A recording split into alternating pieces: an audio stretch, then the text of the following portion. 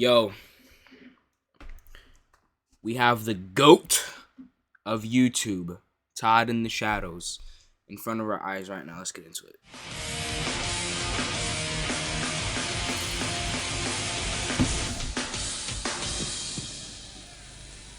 Have we got any Nickelback fans in Portugal?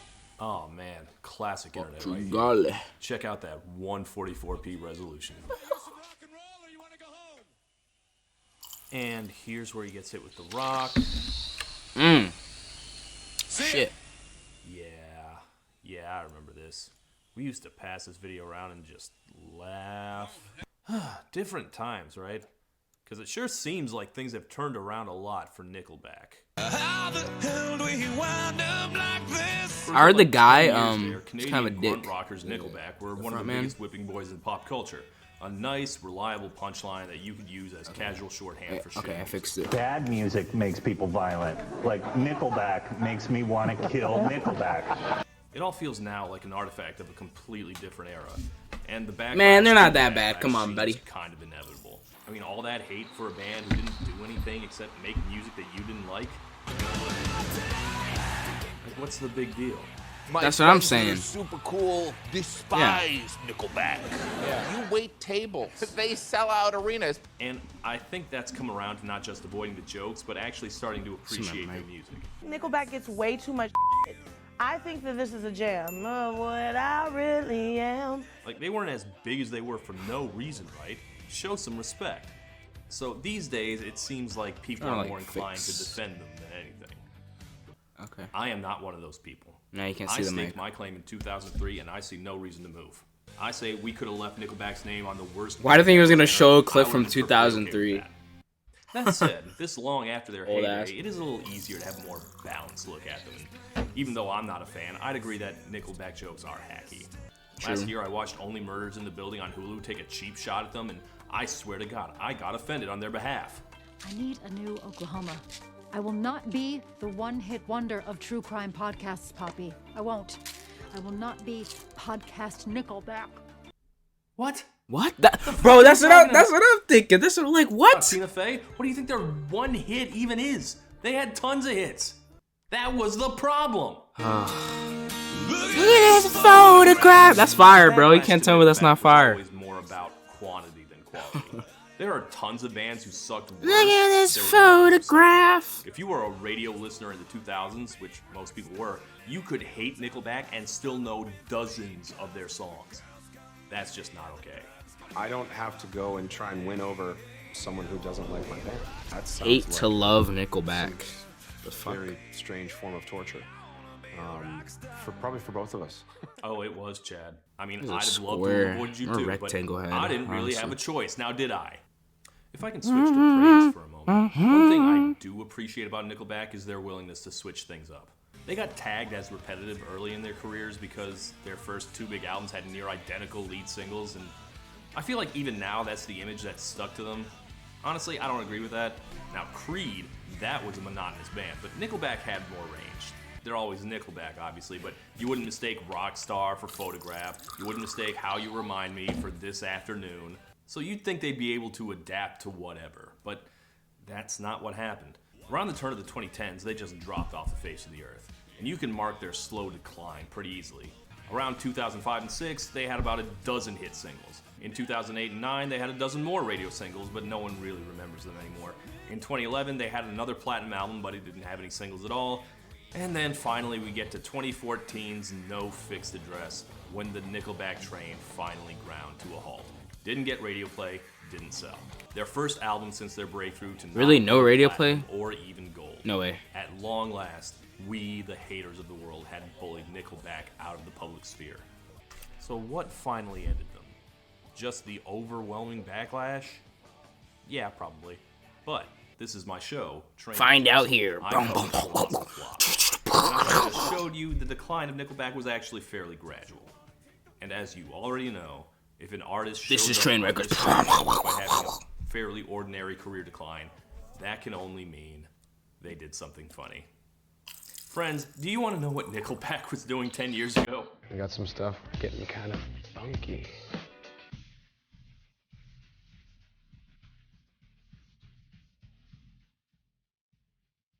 Getting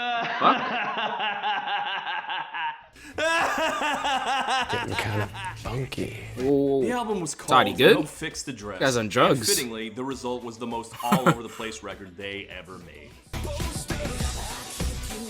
Whoa, I mean, this isn't even that bad, bro. What on earth is happening right now? Chad Kroeger never made it as a wise man, couldn't cut it as a poor man stealing, and he absolutely did not pull off whatever this was. Hey, they want to be a pop star. Well, too bad. This is I'm John Mayer, and I'm ready to be a star.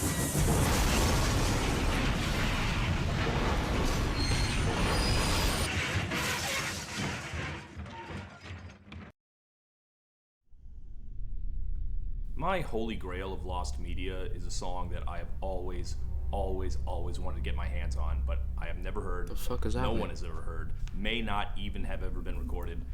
It's registered on ASCAP, but it has never been released, and it's called I Admit That There Was Music. Written by Chad Kroeger and Carly Rae Jepsen. What? Yes, the glamorous pop star and the grunting The punk hell? rocker made a song together. A collaboration That's crazy. possible in the incestuous Canadian music industry. Which of them was it for? Was it a duet? What could it even sound like? And what a title, too. I admit that there was music. I mean, I admit there was music. You'll never hear it, though. You will hear this. Gotta release that shit.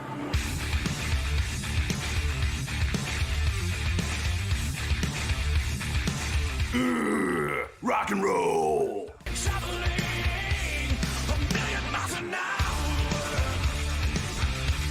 This is Million Miles an Hour, the song that kicks off Nickelback's 8th album, No Fixed Address. And, Oh! I had 8 am I albums? wrong, or does this not suck? No, it's good, bro. What do you mean? Yeah, it's good. Semi-defenders of kinda Nickelback fire. will tell you that the band's hard rockers are better than their slower stuff. Honestly, I never really liked those either, but this one, I don't know. I saw a couple reviews of this album that made fun of this line.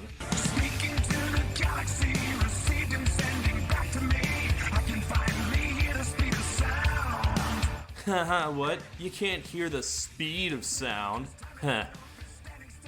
Fuck off, that line's good, actually. I don't know, this seems a little better than what I expected. I can admit that. I listened to the song, I wouldn't at all have guessed that this is the band that killed rock. Alright, hold on. Let's examine that statement. Did Nickelback kill rock? No. Or at least, were they No. responsible for rock's No. massive decline in relevance? No. The answer is no. That's No, what I'm saying. Obviously no. Well, maybe. I've been reading some deep dives on what exactly led to the decline of rock, but the short answer Can we is get a that rock in the comeback? 90s, rock was a big tent. You could listen to Green Day, and then you could listen to Metallica, and for the most part, no one. Yeah, would. 2020 is If you so put on boring. 9 Inch Nails, I know we got like a Blurs, and the alt kids pop would listen, rock but so like would the comeback, but metalheads, like we need to the get a rednecks, rock the comeback. You know what I'm wastoids, saying? squirrels, dweebies, dickheads, and so on. But in the 2000s, it started to fracture. The hipsters would not listen to the butt rock, or vice versa, and neither side was big enough to sustain rock on its own, so tons of rock stations went under, or they had to switch formats. And if rock and roll I is the still only to a wide one? audience, then surely the biggest individual blame has to go to Nickelback, the most divisive band of them all. That's obviously putting too much on them. They weren't the only band like that. But it's funny to think that Nickelback basically wrote their own downfall, not just by engendering such a backlash in themselves, but destroying the infrastructure that could have sustained them. But in the year 2014, Nickelback frontman slash bellowing troll demon Chad Kroeger was not yet ready to throw in the towel and let the band head towards its Yeah, legacy. never give up, man. Come on. Surely he could write more hits, just like he'd written so many before. Oh, I can't wait for this One season, last bro. stab at Holy getting fuck, back we're on so top. close. The album's new. Brand new. If you like the old cereal, we're hoping you're going to like the new cereal. That's not to say that it's going to taste the same, but we hope you like it. But again, it's That 2014. says serious. The 2000s are over. George W. Bush left the White House years ago. Rock is dead. Turned Megan out for Trainor what? is one of the biggest names in music. No! The environment Why? is not good. No, who did And not this? just for rock and roll, but for Nickelback specifically. Okay, the backlash against you guys playing the Lions-Packers game Thanksgiving is bad. It can't be that bad. Can't be that bad. Okay, dude from Nickelback. You can't really measure these things, but I would say that their reputation is at its lowest point. that song I was playing, the opener. Actually, it's fine. It's perfectly fine. Yeah. But there's no commercial appetite for just another run-of-the-mill hard rock barn burner. If they want to get back on top, they're going to need a real hook. Something timely. Something Let's do it. Distinctly 2010s. Let's do it. Something like...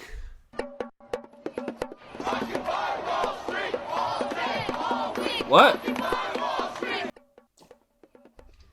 You must be joking. That's right, Nickelback are gonna get political. Are you ready to Nickelback against the machine, everyone? Here is the lead single, Edge of a Revolution. My hair is fucked. You say you want a revolution. Oh well, you know. You know when you go political, you run out of ideas. Who knew that Nickelback, of all bands, had strong feelings about capitalism? Yeah, How You Remind Me is actually how you remind me that the repeal of the Glass-Steagall Act was an atrocity. Allegedly, I don't know what that Kroger was means, inspired to write but I this know I'm by supposed to the laugh sight at of it. people marching in the streets, and not just in America. You can see pictures of the Arab Spring going on in the background, which Kroger says was another inspiration. And there's also some other politics. Hey, just obey your secret safe with the NSA. Nickelback says, "Free Snowden." Whew, what a time 2014 was. I'll be dead if the shit don't change. Okay, obviously Nickelback is no rise against or anything. Also, a lot of this stuff was already passé by 2014. Occupy and the Arab Spring was 3 years past by then. But Okay. Kroger says that he felt this was still timely because right It's as like they an were average day working at on my this, school. another protest started breaking out, so he felt the time was right. Yeah, he never says anything explicit about it, but subtextually, this is their BLM song. What? Nickel Black Lives Matter. What do we want? We want change. And how we Oh, hell no. Alright, so let's say their hearts are in the right place. Sure. And let's say that this doesn't sound like absolute ass either. I'll give them that. They've made message songs before, and those did sound like ass. They're the worst songs in their catalog, but that's because they were so sappy, and Nickelback can't pull that off. This one's angry, and that fits their sound much better. So I will grant you all of that. This song still really, really does not work. Okay, something I realized doing the Billy Idol episode, the one where he wrote a song about the LA riots, I realized that if you're gonna make music that ties to a social watch that movement, one? you can't just support it and agree with it. You have to sound Todd, why are you One tweeting? interesting thing that happened during the 2020 protests is that It is Dior not by Pop mathematically Smoke impossible became for the unofficial Giants to anthem. win the Super Bowl. What the fuck, man? Dior What is happening? is not a protest song in any way, but it was a song that was popular at the time with protesters, so it became a Black Lives Matter That was anthem fucking because- fire, bro. What do you mean? Because that's how subtext works. Nickelback, meanwhile, making an Occupy anthem Yeah, does not who- work because yeah. they're an intrinsically was playing that backwards-looking shit? band. There's a decent argument that no rock band in 2014 would sound like a revolution, but Nickelback especially. What do we want? We want change. Yeah. We did want change. Yeah. That's why you guys aren't famous anymore. Shit, different day. I mean, you said it, not me. So Nickelback's brand of rock does not at all fit the moment. It also just doesn't feel like they actually care. In God we trust or the CIA. Like, I don't know what their actual politics just like- are, but this sounds like a Hail Mary from a band with floundering prospects. They sound like bandwagon jumpers. It's like how I That's watch what I. and That's enjoy what I. plenty of That's what I was certain saying. YouTubers, Like, but you know, like when an artist, like a lot of the time, an artist like makes like political stuff like that, or like political statements, or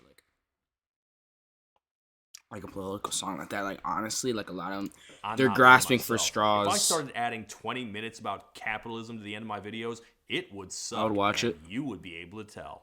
I'm sure Chad has political opinions. I watch do anything too, for and Time I to bring them up Shadow. I'm not gonna sometimes, lie to you, but buddy. It's just not something I feel driven to talk about, and I just don't think it drives these guys either. The words aren't necessarily wrong, but they are lumpy and cliche. Oh, shit. And this just doesn't seem like something that drives them creatively. And I don't think their fans really took to it either.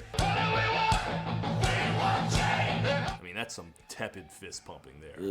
I have no idea what the actual politics of Nickelback fans are. I'm guessing that yes, a lot of Nickelback fans probably were angry at the banks and the NSA, but it's the kind of demographic that listens to Joe Rogan now, not necessarily the people who are out there occupying Wall Street. Yeah. Again, it's the same divide that killed rock radio. It just doesn't work. Shockingly, Edge of a Revolution did not become Bernie Sanders' campaign. Did it even chart? Really, I don't think it was the mismatch of artists to cause that did it. Probably not. I just think their style was out of date, especially their decision to shackle themselves to this archaic instrument. Does anyone even know what this thing is called? I saw Bard play it at a Ren Fair once. See, without rock radio, Nickelback would have to rely on the pop stations, which had always been kind to them. And despite its Why are they not on rock rock radio? music, or rock music, was still finding its way to cross over. But the electric guitar, it was used for texture, if it was even used at all. And that's why the big bands were now Bastille, Foster the People, and of course the band that replaced Nickelback as the overplayed whipping boys of mainstream rock, Imagine Dragons. I am Imagine Dragons defender. They are fire. So, I mean, that's your target, guys. That's who you need to be emulating. Come on, Yeah. let's do it. Let's imagine some fucking Bet, dragons. bet, bet. Listen to their new album, No Fixed Address, that just came out today. Here in the song, What Are You Waiting For? Nickelback. Are you waiting on a lightning strike? Are you waiting for the perfect I mean, it's kind of like Imagine Dragons, you know? till the time is right? What are you waiting for? This is the second single, and the one clearly meant to be the radio hit, What Are You Waiting For? What are you waiting for? Gotta go and reach for the top. Believing in It's not Imagine Dragons enough. Look, I am not the right guy to tell you if Nickelback are doing something wrong, because I never liked them to begin with. But Nickelback doing this kind of synth-heavy, very 2010s sounding production, it's odd, right? It doesn't sound right, it doesn't is. match. Are you waiting for the right excuse? He sounds weird on it too. For a sign to choose. An important Pretty thing weird. to note about this record is that for the first time since 2002, they are working without their main producer.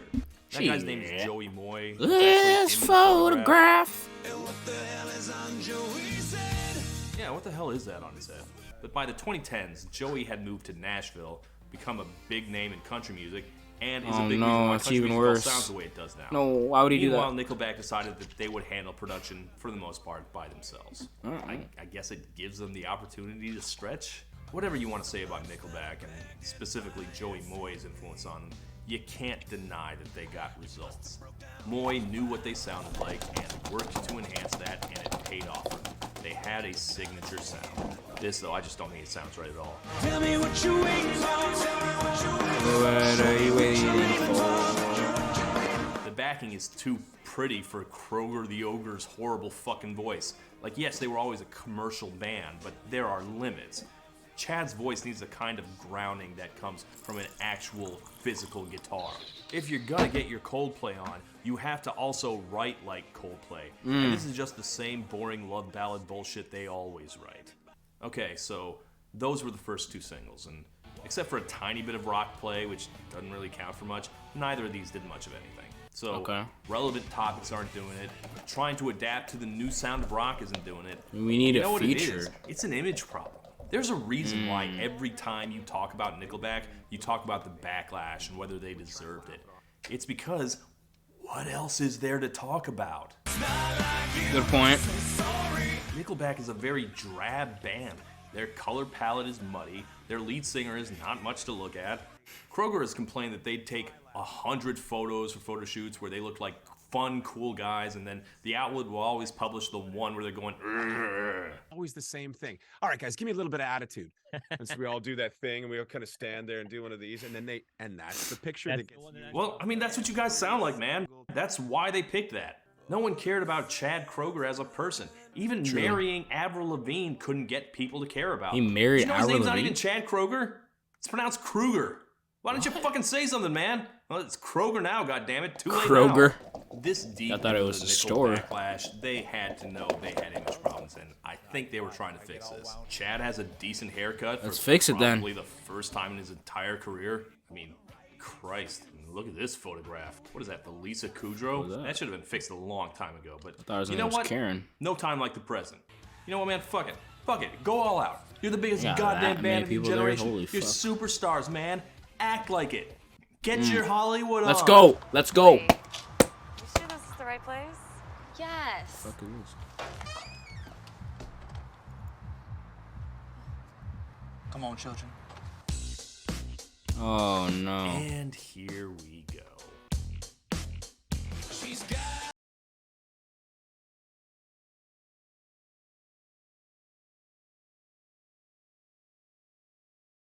Sex with a sexy lady.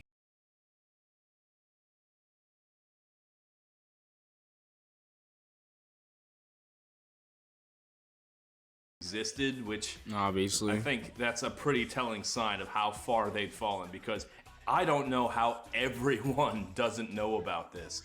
I mean, look at them. Nickelback.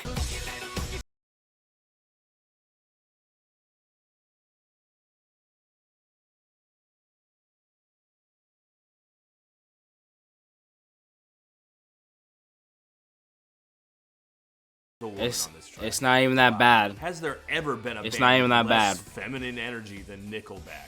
Adding a backup singer is like eating a tuna sandwich with sprinkles on it.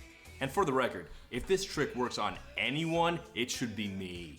I fucking love it when pop stars do a rock song, and I love it when rock bands do a dance song. The only Maroon 5 song I actually like is basically that. No. Come on, man. Give a little more. Come on. That was basically like almost like that sounded like basically the same song that Nickelback was doing. Give a little more. I mean, no, that song. I mean, it was a single. It was a little more unknown than Makes Me Wonder. But yeah, man, come on, give a little more. That was a good song. Remember that song? Give a little Clearly, more. what they're thinking of is Paralyzer by Finger 11, another mook rock band that got a flute crossover hit with a disco song. No one thinks about that song anymore, but I liked it at the time.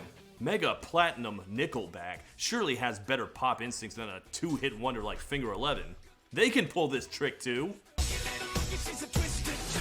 Okay, but here's why this one doesn't work for me. Believe it or not, it's not because the song goes funky little monkey, although that doesn't help. Maybe don't call any woman that, ever, but that's not why. The real problem is, Nickelback is no fun. They have a bunch of songs like this, I mean not like this, but like songs about fucking and girls and strip clubs and whiskey and shit. Okay. And I just can't enjoy them because Kroger's voice has always just struck me as intrinsically malevolent. Okay, He stop. sounds like an evil, nasty person. This guy needs to like stop. I Like, don't think he actually he needs to is stop in real screaming life, like but that. that's what Start he screaming like, sounds. I think like, has figured you out, You know what I'm which saying? is by far their most morally reprehensible single.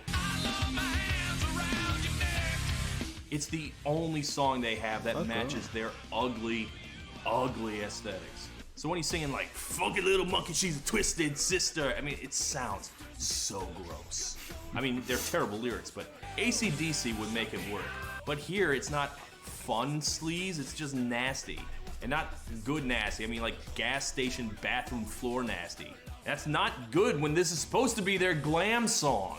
Finger 11 were hardly a dance act, but they smartly wrote Paralyzer as an ironic club song for people who hate clubs. Nickelback plays theirs straight down the line and it just reads as embarrassing. There were a couple other videos for this album, which is impressive considering it was clear by this point that the album wasn't doing much. What the fuck is this? This is a song called Get 'Em Up about bank robbers. Money like a It's fine, I guess. It's the first song on the album where I wasn't asking what the fuck they were doing. Honestly, I think it's kind of a tragedy that they didn't have this kind of production to begin with, because honestly, I think this sounds a lot less like Butt than they usually do. What I don't like is that it ends with a comedy bit. The only thing I wish that one of us had known, that it was Sunday and the goddamn bank was closed. What I'm getting from this album is an attempt to loosen the fuck up, which is admirable, but not really successful.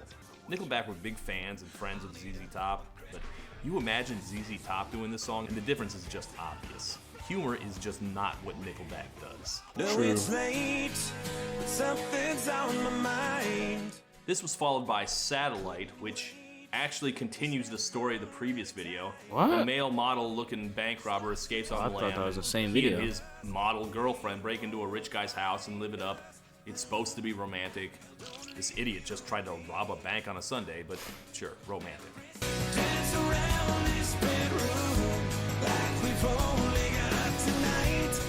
Look, when Doesn't Nickelback sound haters bad. try to explain why they're so bad, they always say that they're bland. I'm a hater too, but I don't think they were bland. If only. Please Here, I stop. think Chad has, in fact, sufficiently watered himself down that, yes, I actually think this is genuinely bland. Good job. But those are both Yay. some comparatively normal tracks on an otherwise very odd album. Like, here's one where they try to get all symphonic. Fuck. I don't know, I guess they wanted to sound like Trans-Siberian Orchestra for one song. This album is called No Fixed Address for a reason. This All Over the Map record was literally recorded all over the map. They all have families now and they all live in different places, so to make it easier, they recorded parts of it in different cities so that at least one of them could be around their kids while they were making it. Been recording all over the place. We've been recording in LA and Vancouver and Maui and all Surrey. Surrey. And they They're even over recorded this it in shit. a mobile rig while they were on tour in Europe. I don't know if that was the intention, but you feel it in the record. There is just KFC no Yum Center? cohesion at all. The fuck? Here's one where they have some indie rock whistling and glockenspiel. Oh, hell Can't no. fault a band for expanding its range, but none of it solves any of my basic problems with Nickelback, which is that they still sound like Nickelback. And finally, here's one where they try to get funky. Got some stuff getting kind of funky. This clip's funky. But here it goes. It's called Got Me Running Round. Let's hear it. Yes! Okay. Nickel Funk! In interviews, Chad was real proud of this one. They're like, oh man, check it out. We got the groove. We got the horn section that played on Thriller. Check this out.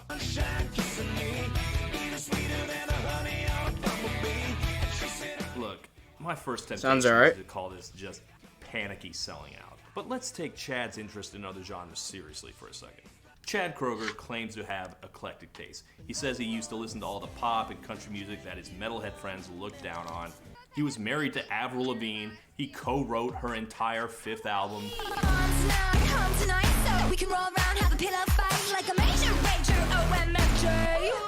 He made a couple pop hits with Santana. He wrote a song with Carly Rae Jepsen, which, again, I must hear at some point. Release And it. if you listen to the album before this, you can hear them starting to experiment with more pop sounds. So this didn't come out of nowhere. It's a genuine progression of their sound. Honestly, I like this better than the other dance song. I don't think this sounds terrible. Those horns are good. So, despite how easy it would be, believe it or not, I don't think I would call this selling out. Until this.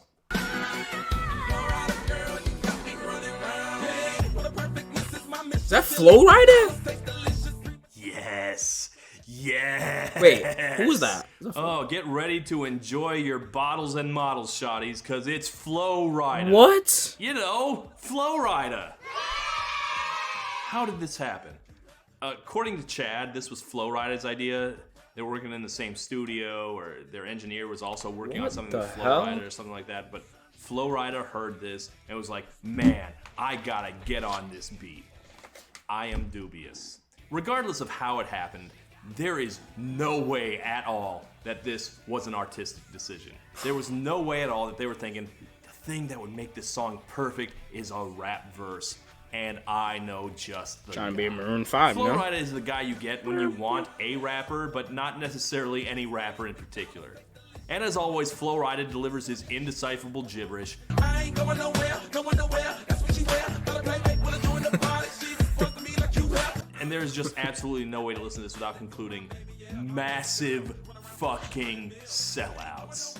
The existence of a track from Nickelback, the whitest band on earth, a band that claps on Rider, the 1 and 3 really? without fail, trying to get with the rap music.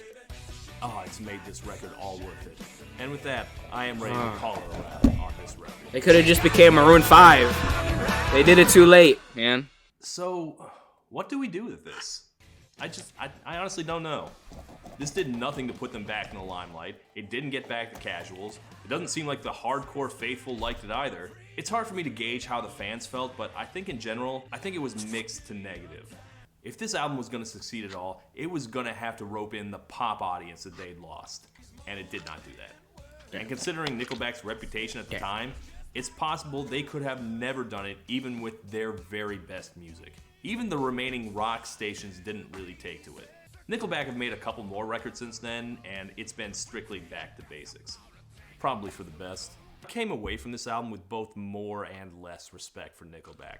I saw that they had more range than I'd given them credit for, and their heavy tracks have only gotten more credible the less famous they've gotten. But their limitations also became so much clearer. And worst of all, I just had no emotional reaction to anything they made. When the Imagine Dragons backlash happened, you could see it affecting them. You could hear their music getting angrier. Whoa. I was one of their first haters. Bro, chill. What the fuck? Bombastically vacant. Screaming in my ear. Hearing them frustrated and laughing what the hell? made me connect to them for the first time in a while. It didn't necessarily work, but they gave me something I could feel. Oh, Nickelback could harness the energy of their own. I started screaming. They just didn't. They actually have a documentary about being hated. It's not out yet, but the early festival reviews all say it deep dives into basically nothing about them. Not about the band, or its music, or its backlash. Damn. Those reviewers sound like how I feel listening to this record. I wouldn't say this for their entire catalog, but what I heard in No Fixed Address is a band whose music is just not an expression of their soul. Sure. It sounds like their only artistic ambition was to get back on the radio. And even as a non-fan, that was honestly very disappointing to me. But on the plus side, they're not a cheap punchline anymore, even if a few snobs like myself continue to shit on them. Nickelback are a lot less annoying when you don't have Look to hear at this them, as opposed photograph. to many other artists who still infuriate me no matter how long they've been gone from my life. Last year, She Keeps Me Up even went viral for a minute on TikTok. It did? I don't Who might remember have that. begrudged that? You keep doing you, Nickelback, and I'll keep doing me. You should release the Carly Rae song, though. That's what I'm Release a saying. song with Flow Rider. You can put out something with Carly Rae. Let's go. Carly Rae. Did she release the album this year? Did she? I think she did. And one last thing. Oh, no. Speaking of people we made too much fun of. Okay, wait. Can I guess? Oh, okay, so he's doing... Okay, so the documentary. Curiosity Stream? Curiosity Stream. You know this clown, right? Well, Lindsay Ellis has a new video up about the rise, fall, and redemption of one Guy Fieri. On Curiosity Network Stream. host who survived being clowned on for years to become oddly wholesome. And you can watch that video exclusively on Nebula. No! I forgot about Nebula. No. I thought he was going to say... No, because Curiosity Stream, they do like the history stuff, don't they? Like history or like old type stuff. Aren't they both a stream? I'm pretty sure they're both like a streaming service. Anyway. Platform where you can watch great videos from other creators like H. Bomber Guy, Adam Neely, and myself. Or if you want to know more about music, check out Volksgeist's video essay on Danger Music. Man, Todd in the Shadows, I'm not gonna lie to you, if you made reaction videos, I would watch all of them. As in, you are in physical harm's way every time you hear it performed. That's a real thing. And that one is also a Nebula original. You can watch it only on Nebula. And now, if you sign up with my link, guys, you get free access to Nebula classes. Go sign up to Nebula. Host classes on how to be a creator. Come on. You will not only get access to all of the great stuff Nebula offers, plus classes, but you will get it for a little over $2.50 a month. And you'd also be directly supporting me, which, you know, I'd appreciate it. So click the link in the description and check it out. I'd rather just get his Thank you for Patreon. listening, and good night. Oh my goodness! Guys, shout out to his loyal patrons. Abier, Brody Taylor, Connor O'Brien, L. Jeff, Iron Camel, Adam Miller, Brian. Okay, I'm not reading all of them. Todd, Mr. Todd. Great video.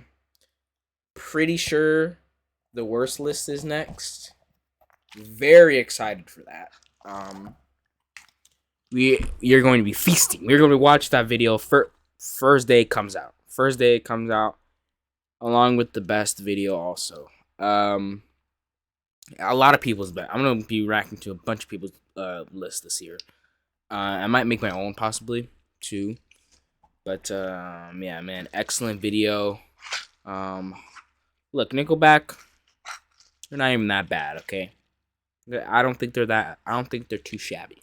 They're not too shabby. If you get my drift, you might not get it, but you'll get it one day. Guys, go follow Tom the Shouters on Twitter also, man. Creates quality content on Twitter, where he talks about football and posts pictures of his dog. That's pretty much it. So, also follow, subscribe to me too. Subscribe to Todd in the Shadows. I gotta put the original link in the description. I keep forgetting to do that for my reaction videos. I gotta start doing that. But yeah.